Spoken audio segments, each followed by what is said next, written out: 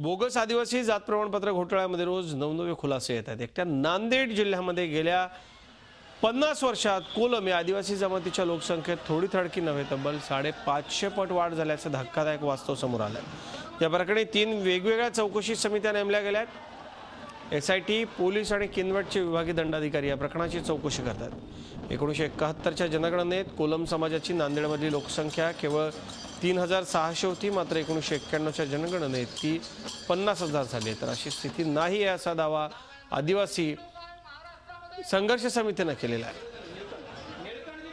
लोकसंख्या वाढीचं गणित कसं आहे आपण एक नजर टाकू।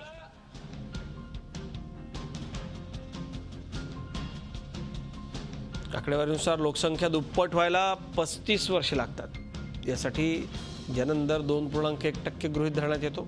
त्यामुळे 50 वर्षात 550% लोकसंख्या वाढणं अशक्य आहे। केवळ स्थलांतरित असतील तरच इतकी लोकसंख्या वाढू शकते। मात्र कोलम जमातीचं नांदेडमध्ये स्थलांतर झाल्याची नोंद नाहीये।